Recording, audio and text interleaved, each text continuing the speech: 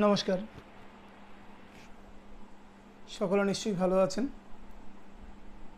আজকে আপনাদের সামনে আমি আবার এসেছি আরেকটা নতুন ভিডিও নিয়ে। আমি এর আগে যে দুটো ভিডিও করেছিলাম তারপরে এটা আমার তৃতীয় প্রয়াস। আজকে আমি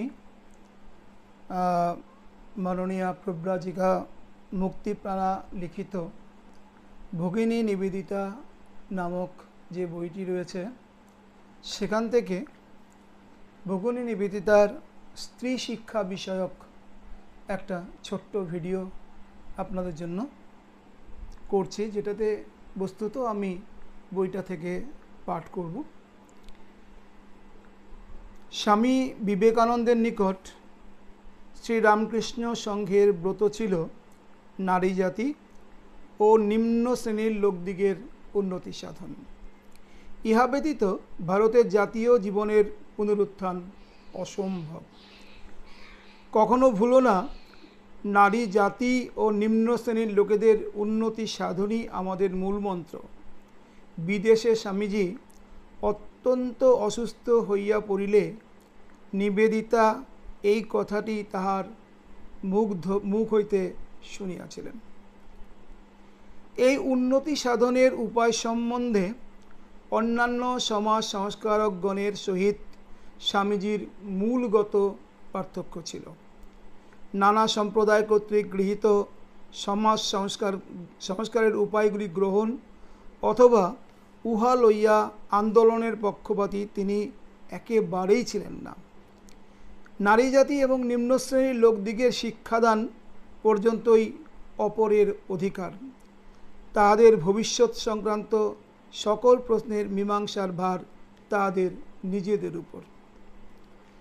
নারী জাতির শিক্ষার আদর্শ সম্বন্ধে স্বামীজি বহু সময় গভীরভাবে চিন্তা করেছেন। তাহার দৃঢ় ধারণা ছিল ভবিষ্যৎ ভারত প্রাচীন গৌরবময় ভারতকে অতিক্রম অবশ্যই করিবে। নারীগণ সম্বন্ধেও তাহার ধারণা অনুরূপ ছিল। অতীত ভারতে যে সকল মহীয়সী নারী জন্মগ্রহণ করিয়াছেন, যাহাদের অনন্য সাধারণ চরিত্র ইতিহাসের পৃষ্ঠাগুলিতে চিরকালের জন্য উজ্জ্বল করিয়া রাখিয়াছে, আগামীকালের নারী নিশ্চিত তাহাদের কীর্তিসমূহ অতিক্রম করিয়া যাইবে, ইহাই তিনি মনে করিতেন। তাহাদের জীবনে নব নব ভাব বিকাশের অবকাশ থাকিবে, কিন্তু ভবিষ্যতের হিন্দু নারী যেন প্রাচীন কালের ধ্যানপরায়ণতা বর্জিত না হয়। প্রাচীনকালের যে মৌন মাধুর্য এবং নিষ্ঠা, তাহাই আদর্শ। আধুনিক বিজ্ঞান শিক্ষার প্রয়োজনীয়তা অবশ্যই স্বীকার্য, কিন্তু প্রাচীন ধর্মভাব বিসর্জন দিয়ে নয়। যে শিক্ষা কালে প্রত্যেক নারীকে একাধারে ভারতের অতীতকালের সকল নারীর শ্রেষ্ঠত্ব বিকাশে সহায়তা করিতে সমর্থ, তাহাই আদর্শ শিক্ষা। আগামী যুগের নারীর মধ্যে বিরচিত দৃঢ় সংকল্প সহিত জননী সুলভ হৃদয়ের সমাবেশ ঘটিবে। এইরূপ এক আদর্শ নারী রূপে অনন্ত করুণা ও প্রেমের সহিত হৃদয়ের সমগ্র শক্তির দ্বারা ভারতের সেবায় জীবন উৎসর্গ করিবার প্রেরণা দিয়া স্বামীজি একসময় নিবেদিতাকে নিম্নলিখিত আশীর্বাণী উপহার দেন। মায়ের হৃদয় আর বীরের দৃঢ়তা, মলয় সমীরে যথা স্নিগ্ধ মধুরতা, যে পবিত্র কান্তি বীর্য আর্য বিদিতলে, নিত্যরাজে বাধাহীন দীপ্ত শিখানলে। অদ্ভুত সুন্দরভাবে তিনি কথাগুলো লিখেছেন। আমি এই কটা লাইন আরেকবার পড়ি।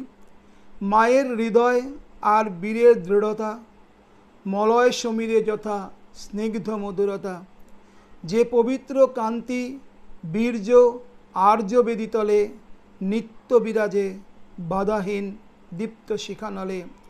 এসব তোমার হোক, আরও হোক শত, অতীত জীবনে যাহা ছিল স্বপ্নাতীত। ভবিষ্যৎ ভারতের সন্তানের তরে সেবিকা বান্ধবী মাতা তুমি একাধারে। কি অদ্ভুতভাবে বিশ্লেষণ করেছিলেন স্বামীজি ভগিনী নিবেদিতা সম্পর্কে। তাহার এই আশীর্বাদ নিবেদিতার জীবনে কতখানি সার্থক হইয়াছিল, নিবেদিতার পরবর্তী জীবন তাহার প্রমাণ। স্বামীজি নিবেদিতাকে কেবল উৎসাহ দিতেন না, পরন্তু ভারতীয় নারীর আদর্শ চরিত্র সম্বন্ধে ধারণা করাইয়া দিতেন। নিবেদিতার ভারতের নারী ও তাহার শিক্ষা সম্বন্ধীয় রচনাবলীর মধ্যে স্বামীজির চিন্তাধারার গভীর প্রভাব ও উক্তির প্রতিধ্বনি সর্বত্র বিদ্যমান। বিদ্যালয়ের কার্যে নিবেদিতার অদম্য উৎসাহ এবং তাহার চরিত্রের পরিবর্তন দর্শনে স্বামীজি তাহার ভবিষ্যৎ স্থায়িত্ব সম্বন্ধে নিঃসন্দেহ হইয়াছিলেন। নিবেদিতার প্রশংসা করিয়া শ্রী শরৎচন্দ্র চক্রবর্তীকে একদিন বলিয়াছিলেন, দেখছিস না, নিবেদিতা ইংরেজের মেয়ে হয়েও তোদের সেবা করতে শিখেছে, আর তোরা তোদের নিজের দেশের লোকের জন্য তা করতে পারবি নি। এই শিক্ষা কার্যকে স্থায়ী এবং যথার্থ হিতকর করিয়া তুলিবার জন্য সর্বপ্রথম প্রয়োজন অর্থের, আর প্রয়োজন একদল নারীর, যাহারা ইহার জন্য জীবন উৎসর্গ করিতে প্রস্তুত। তখনকার হিন্দু সমাজে কোনো কুমারী কন্যার আজীবন শিক্ষাব্রতিরূপে জীবনযাপনের প্রশ্নই ওঠে না।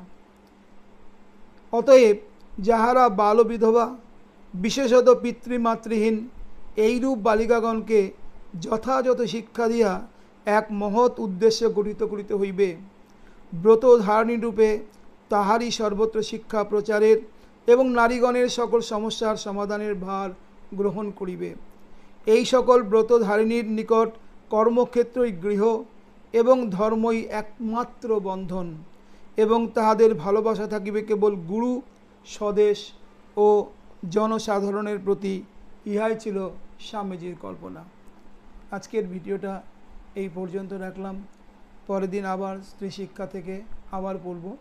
প্রসঙ্গত আর একটা কথা বলি, আমি ইদানিংকালের দুই একজন কবি, যেমন শঙ্খ ঘোষের একটা কবিতা নিয়ে আমার যে ধ্যান ধারণা সে সম্পর্কে আমার পরের ভিডিওতে আলোচনা করব। নমস্কার, সবাই ভালো থাকবেন, আনন্দে থাকবেন, সুখে থাকবেন, হাসতে থাকুন।